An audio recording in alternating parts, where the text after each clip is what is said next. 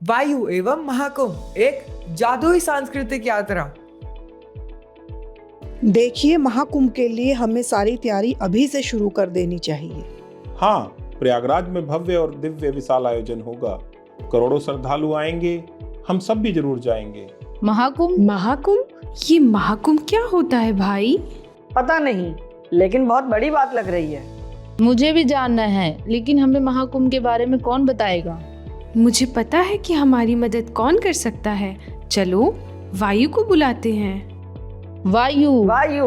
वायु। बच्चे मुझे पुकार रहे हैं, मुझे जाना होगा। नमस्ते वायु। नमस्ते वायु। नमस्ते वायु। नमस्ते बच्चों, मैं आप सभी की क्या मदद कर सकता हूँ? वायु, हमारे माता पिता महाकुंभ के बारे में कुछ बातें कर रहे थे, लेकिन हम सभी को महाकुंभ के बारे में कुछ भी मालूम नहीं है। वायु, हम सभी को महाकुंभ के बारे में संक्षेप में बताओ। ठीक है बच्चों, तुम सभी महाकुंभ के बारे में सिर्फ जानना चाहते हो या देखना भी चाहते हो? हाँ वायु, हम सभी देखना भी चाहते हैं। तो चलो बच्चों, मैं तुम्हें महाकुंभ की जादुई यात्रा पर ले चलता हूँ। देखो बच्चों, बहुत बहुत साल पहले की बात है। देवताओं और असुरों ने मिलकर समुद्र मंथन किया था। तब मंदराचल पर्वत मथनी बना और नाग वासुकी उसकी नेति। मंथन से 14 रत्नों की प्राप्ति हुई थी, जिन्हें बांट लिया गया था। उसमें अमृत कलश भी निकला था। जब ऋषि धनवंतरी ने अमृत कलश यानी कुंभ, जिसमें अमृत नामक दिव्य पेय था, देवताओं को दे दिया, तब युद्ध की स्थिति उत्पन्न हो गई। अमृत, वो क्या होता है? अमृत एक जादुई पानी होता है जिसको पीने से अमर हो जाते हैं। उस अमृत कलश को असुरों से बचाते हुए देवता भाग रहे थे। उसी दौरान अमृत की कुछ बूंदें 4 स्थानों पर पड़ी, इसलिए यहाँ की नदियों को पवित्र माना जाता है। चूंकि विष्णु की आज्ञा से सूर्य, चंद्र, शनि एवं बृहस्पति भी अमृत कलश की रक्षा कर रहे थे और विभिन्न राशियों यानी सिंह, कुंभ एवं मेष में विचरण के कारण ये सभी कुंभ पर्व के घोतक बन गए। और वो 4 जगह कौन सी है? ये 4 स्थान हैं हरिद्वार, नासिक, उज्जैन और प्रयागराज। इन्हीं 4 जगहों में हर 12 साल बाद बारी बारी से कुंभ मेला लगता है। महाकुंभ मेला 144 साल बाद आता है। ग्रहों एवं राशियों की सहभागिता के कारण कुंभ पर्व ज्योतिष का पर्व भी बन जाता है। अच्छा, और कुंभ मेले में वहाँ क्या क्या होता है?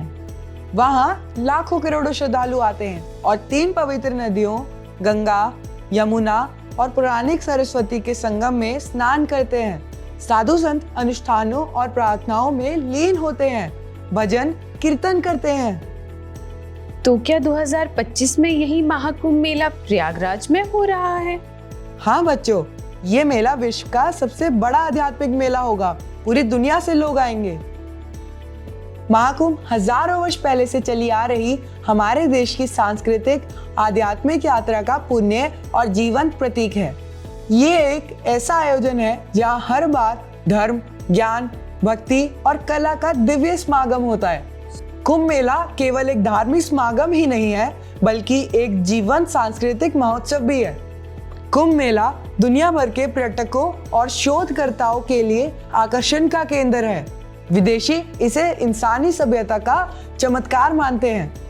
वाह, कितना सुंदर दृश्य है। वातावरण पारंपरिक संगीतों की धुनों, सांस्कृतिक प्रदर्शनों के जीवंत रंगों और पवित्र नृत्य की ताल से परिपूर्ण हो जाता है और भारत की सांस्कृतिक विरासत की समृद्ध गाथा को प्रदर्शित करता है। और एक खास बात, नागा साधु जो पूर्ण रूप से नग्न होते हैं और अपनी साधना के लिए प्रसिद्ध हैं, कुंभ मेले में सबसे पहले पवित्र शाही स्नान करते हैं।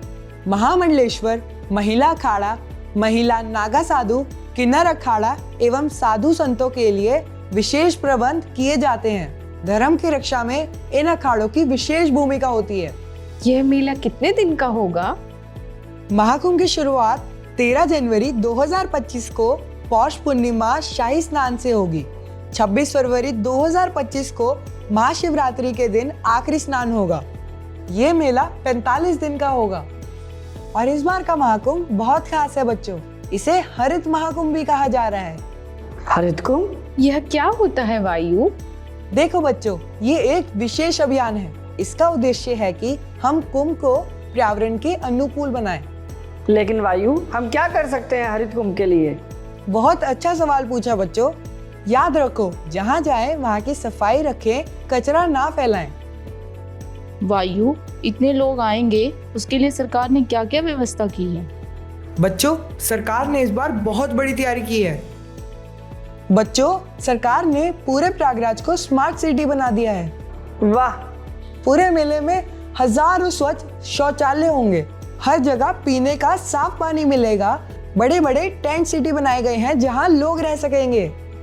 और सबसे खास बात यह है कि इस बार का महाकुंभ इको फ्रेंडली यानी पर्यावरण मित्र होगा। पूरे मेले में सिंगल यूज प्लास्टिक पर पूरी रोक रहेगी। लोगों को प्रोत्साहित किया जा रहा है कि वो कपड़े के थैले और बर्तन लेकर आएं। श्रद्धालुओं को स्वच्छ और प्लास्टिक मुक्त वातावरण देने के लिए किसी भी तरह का प्लास्टिक इस्तेमाल नहीं होगा। यहाँ तक कि संत निवास भी प्लास्टिक फ्री बनाए जा रहे हैं। कुटिया भी घास फूस की बनाई जा रही हैं। जो लोग कपड़े के थैले और बर्तन नहीं लाएंगे वो क्या करेंगे? उन लोगों को कपड़े के थैले और बर्तन दिए जाएंगे। और इस गीले कचरे का क्या होगा? कचरे के लिए सरकार ने विशेष प्रबंध किए हैं। हर 100 मीटर पर गीले एवं सूखे कचरे के लिए अलग अलग डस्टबिन होंगे। हरा डस्टबिन गीले कचरे के लिए, नीला डस्टबिन सूखे कचरे के लिए। और इस गीले कचरे का क्या होगा? इस गीले कचरे से खाद बनेगी, जैसे कि जैविक खाद। जैविक खाद। वायु, सिंगल यूज प्लास्टिक का इस्तेमाल क्यों नहीं करना?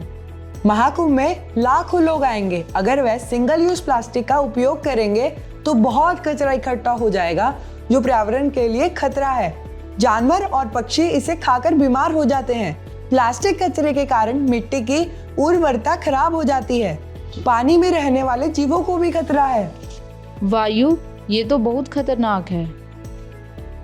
अगर प्लास्टिक पानी में चला जाए तो इससे क्या होता है?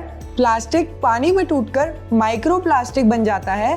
फिर उन्हें मछलियां भोजन समझकर खा लेती हैं और उन्हीं मछलियों को खाने से लोग बीमार हो रहे हैं। माइक्रो प्लास्टिक सेवन की श्रृंखला। मेरा थैला मेरी थाली करेगा पर्यावरण की रखवाली। वायु, अब हम सिंगल यूज प्लास्टिक का इस्तेमाल नहीं करेंगे क्योंकि ये सबके लिए खतरनाक है और हम महाकुंभ को हरित बनाने के लिए कपड़े के थैले एवं थाली का इस्तेमाल करेंगे। शाबाश बच्चों। गंगा जी की सफाई का क्या होगा? गंगा की सफाई के लिए विशेष दल बनाया गया है। गंगा दूत, गंगा प्रहरी, गंगा मित्र नियुक्त किए गए हैं। 15,000 सफाई कर्मचारी भी रहेंगे। नदी में कोई पूजा सामग्री नहीं डाली जाएगी। इसके लिए अलग कुंड बनाए गए हैं। ना करेंगे हम पानी को प्रदूषित, इस बारे में करेंगे सबको सूचित। इतनी बिजली कैसे आएगी? शाबाश, बहुत अच्छा सवाल। देखो, मेले में बहुत सारे सोलर पैनल लगाए गए हैं। सूरज से बिजली बनेगी। स्ट्रीट लाइट भी सोलर से चलेंगी। त्रिवेणी पर सूरज का प्रकाश, महाकुंभ में सौर ऊर्जा से विकास। और पेड़ पौधे? पेड़ पौधों का भी ख्याल रखा जाएगा। पूरे मेले क्षेत्र में कदम, नीम, अमलताश के नए पौधे लगाए जा रहे हैं। हर श्रद्धालु का ये है सपना, हरियाली को बनाए कुंभ का गहना। लोगों को कैसे पता चलेगा इन सब के बारे में? इसके लिए भी प्रशासन ने विशेष प्रबंध कर रखे हैं। हर रोज पर्यावरण जागरूकता के कार्यक्रम होंगे। लेते हैं हम आज यह संकल्प, कूड़े को सिर्फ कूड़ेदान में ही डालेंगे। लेंगे थाली में उतना ही खाना जितना होगा हमको खाना। खाने की ना करेंगे बर्बादी, इससे होगी पर्यावरण की रखवाली। जीरो वेस्ट का रास्ता अपनाओ, महाकुंभ को स्वच्छ बनाओ। सिंगल यूज प्लास्टिक को नाना भैया, थैला और थाली को हाँ हाँ भैया। नुक्कड़ नाटक होंगे जिससे लोग जागरूक होकर अपना योगदान कर सकते हैं। नुक्कड़ नाटक। आओ मिलकर कुंभ हरित बनाएं, धरती को स्वर्ग समान सजाएं। थैला और थाली हम अपने साथ रखेंगे। हर श्रद्धालु का यही नारा, हरित कुंभ बने हमारा। बहुत बढ़िया। अच्छा, वाह, सचमुच में हरा भरा महाकुंभ होगा। अब समझ में आया माता पिता इतनी तैयारी क्यों कर रहे हैं। ये सिर्फ एक मेला नहीं, ये हमारी संस्कृति का प्रतीक है, आस्था का महासंगम है। वायु, हम सब मिलकर हरित कुंभ को सफल बनाएंगे। धन्यवाद वायु। माँ, हम भी चलेंगे आपके साथ। हम भी हरित कुंभ के लिए अपना सहयोग देंगे। बच्चों, वहाँ बहुत भीड़ होगी। कुछ सप्ताह बाद। चलो, हम अपनी महाकुंभ की तैयारी की चेकलिस्ट बनाते हैं। हाँ, और हम सबको बताएंगे कि कैसे हरित कुंभ में योगदान कर सकते हैं। मुझे लगता है वायु आ रहे हैं। वाह बच्चों, तुम सभी तो बहुत अच्छी तैयारी कर रहे हो। हाँ वायु, हमने तो अपने स्कूल में भी हरित कुंभ क्लब बना दिया है। बहुत बढ़िया। और क्या क्या करते हो क्लब में? हम सब मिलकर कपड़े के थैले बना रहे हैं जो महाकुंभ में जाने वाले लोगों को देंगे। और मैंने अपनी दादी से सीखा कि पत्तल एवं कपड़े के थैले कैसे बनाते हैं। हाँ वायु, हमने एक नुक्कड़ नाटक भी तैयार किया है, स्वच्छ कुंभ हरित कुंभ। बहुत खूब। वायु, हमने एक और काम किया है। क्या? हमने अपने मोहल्ले में हर घर में जाकर हरित कुंभ के बारे में बताया और सबको ये छोटी छोटी किताबें भी दी। बहुत बढ़िया। और क्या लिखा है इस किताब में? इसमें हमने बताया है कि इस बार का महाकुंभ कैसे बनेगा हरित कुंभ। प्लास्टिक मुक्त वातावरण, हरियाली और जल संरक्षण, स्वच्छता व्यवस्था, ऊर्जा संरक्षण, कचरा प्रबंधन, गंगा संरक्षण। हमें तो हरित कुंभ के बारे में पता ही नहीं था। हम अब मेले में पूरी तैयारी के साथ ही जाएंगे। लेकिन क्या तुम जानते हो कि महाकुंभ में और भी बहुत कुछ खास होने वाला है? क्या वायु? इस बार का महाकुंभ डिजिटल भी होगा। अच्छा, वो कैसे? एक विशेष महाकुंभ ऐप होगा जिसमें विभिन्न जानकारियां उपलब्ध होंगी। लाइव अपडेट और अलर्ट, लाइव दर्शन कर सकेंगे, भीड़ की पूरी जानकारी मिलेगी। नेविगेशन, महाकुंभ मेला घूमने में मदद मिलेगी। लगभग 300 ई रिक्शा चलाए जाएंगे। आवास, सर्वोत्तम आवास के विकल्प खोज और बुक कर सकेंगे। सुरक्षा, हर क्षेत्र में पुलिस चौकी होगी। हेल्प डेस्क 24 घंटे खुली रहेगी। मैं तो अभी से ऐप डाउनलोड कर लूंगा। अच्छा बच्चों, बताओ कि महाकुंभ के दौरान पर्यावरण संरक्षण के लिए हम क्या कर सकते हैं? जल संरक्षण, नहाते समय साबुन का इस्तेमाल नहीं करेंगे। यातायात प्रबंधन, सार्वजनिक परिवहन का उपयोग करेंगे या पैदल चलेंगे। कचरा प्रबंधन, कूड़े को उचित स्थान पर ही डालेंगे, गीला और सूखा कचरा अलग अलग करेंगे। जागरूकता फैलाएं, श्रद्धालुओं को पर्यावरण संरक्षण के लिए और स्वच्छता के प्रति जागरूक करेंगे।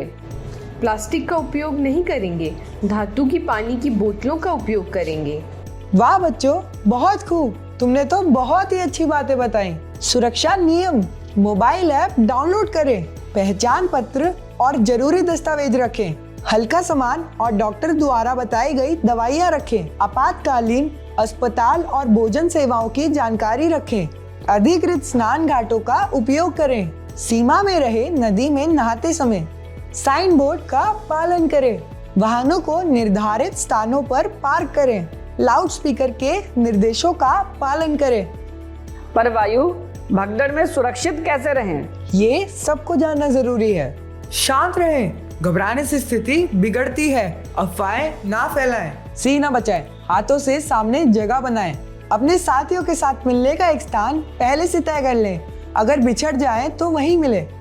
अपने साथियों से हाथ पकड़कर चलें, बिछड़ने का जोखिम ना लें, आपातकालीन निकास मार्ग को हमेशा ध्यान में रखें, सदैव अधिकृत मार्गों का ही प्रयोग करें, गिरी हुई चीजों को उठाने की कोशिश ना करें, अगर कोई गिरे खुद सुरक्षित रहकर उसकी मदद करें, अगर आप गिरे सिर ढककर खुद को मोड़ लें और जल्दी उठें, असहज लगने पर बाहर निकलें, सुरक्षित स्थान पर जाएं। बच्चों, महाकुंभ मेले की तिथियों का भी विशेष महत्व है। इस समय ज्यादा भीड़ रहेगी, इसलिए सावधानी बरतें। महाकुंभ 2025 की प्रमुख तिथियां हैं। 13 जनवरी 2025, इस दिन से मेले की शुरुआत होती है। श्रद्धालु इस दिन पवित्र नदियों में स्नान करते हैं। 14 जनवरी 2025, इस दिन पवित्र नदी में स्नान करने से आत्मा की शुद्धि होती है। 29 जनवरी मौनी अमावस्या, इस दिन श्रद्धालु मौन व्रत रखते हैं। इस दिन स्नान करने से आध्यात्मिक लाभ प्राप्त होते हैं। 3 फरवरी 2025, यह दिन ज्ञान और विद्या की देवी सरस्वती को समर्पित होता है। 12 फरवरी 2025, इस पूर्णिमा के दिन स्नान करने से शांति और समृद्धि का आशीर्वाद प्राप्त होता है। 26 फरवरी 2025 यह दिन भगवान शिव को समर्पित है। इस दिन स्नान करने से मोक्ष की प्राप्ति होती है। कुछ दिनों बाद नमस्कार, आज हम सब मिलकर हरित कुंभ की तैयारी करेंगे। हमारा स्कूल बना है हरित कुंभ का सहयोगी। वायु, आप आ गए? मैं कैसे नहीं आता, आखिर मेरे छोटे राजदूत इतना अच्छा काम कर रहे हैं। वाह, कितना सुंदर मेला लगा है। वायु, हमने कुंभ के लिए कुछ नारे भी बनाए हैं। एक थैला एक थाली करेगा मदद रखने में पर्यावरण की रखवाली। मेरा पर्यावरण है मेरी जिम्मेदारी, इसके लिए करनी होगी भरपूर तैयारी।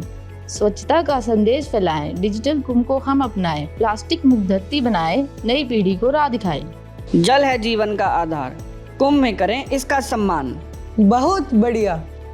हमारे बच्चों ने तो कमाल कर दिया। मैं एक और सुझाव दूं?